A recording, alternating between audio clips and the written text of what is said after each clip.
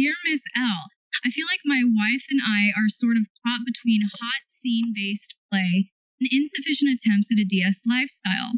Our hot scenes include sexual, shibari, and service scenes, and we think and talk and fantasize about having more of a DS lifestyle. But often when we attempt it, she evolves into minimal or no management mode, where there is no comment in action or responding to days of my service, like a vanilla relationship where I'm doing kinky service, and I end up thinking I've fooled myself into playing alone, and I'm just pretending that it's a two-person ongoing game.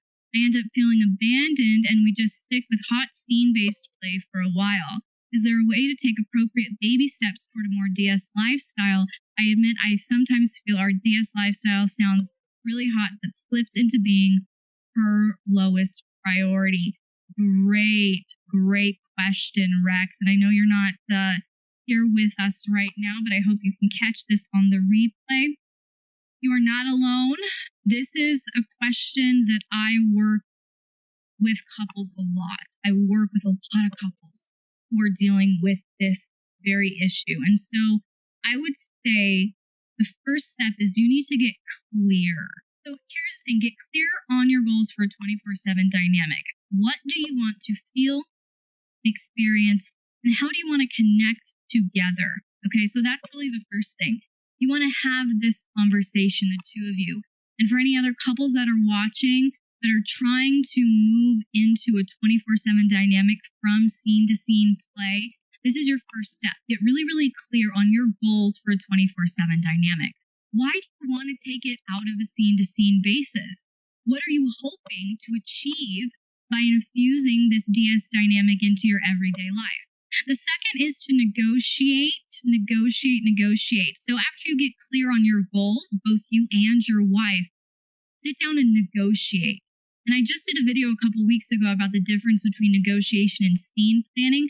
I would recommend you watch that video if you haven't already, because I talk about how to negotiate, the principles behind proper negotiation, how you want to basically create the fence line. The main factors that go into negotiation, I talk about it in that video, but you want to negotiate. You want to build a fence line for your daily play. So in addition to that video that I just did, I also have a sample BDSM contract on Patreon, and it will walk you through a lot of this negotiation.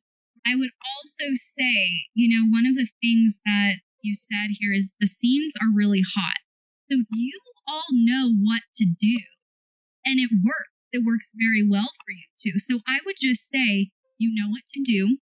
It's working well for you in the scene, but it sounds like consistency is lacking. The skills and the connection are good.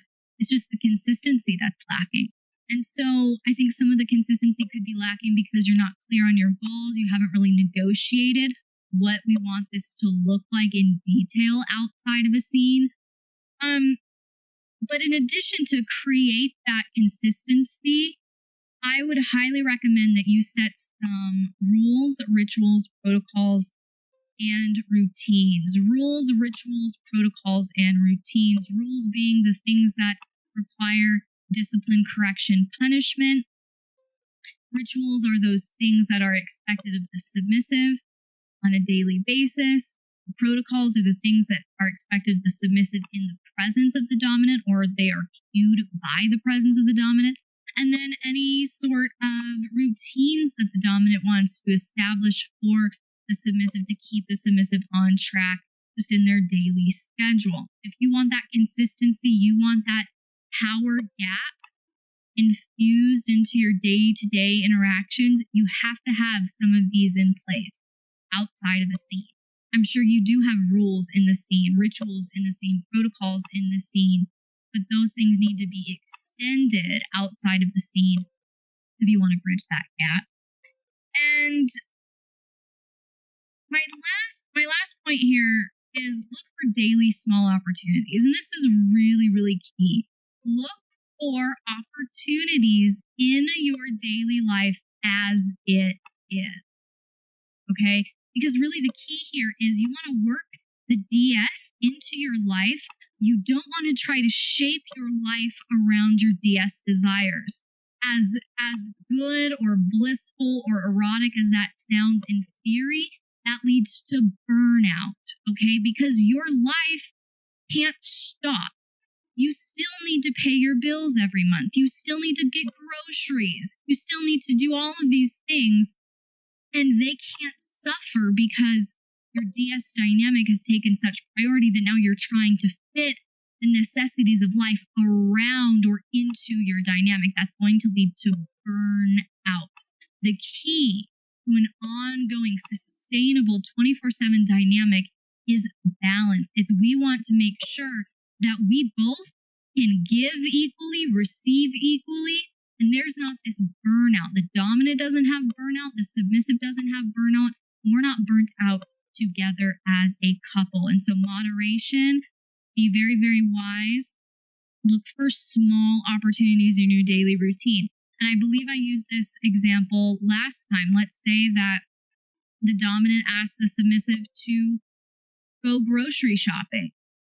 Let's say the dominant is the one that cooks in this dynamic here, which a lot of dominants do. They like to do that as a sign of nurturing and love and care for their submissive, just as much as submissives like to do that as an act of service for their dominant. And so let's say the dominant is the chef in the dynamic, and the dominant requests the submissive to go pick up some ingredients for the dinner that the dominant is serving. And while the submissive is at the grocery store, they receive a text from the dominant saying, "Why don't you pick up a cucumber and a banana?"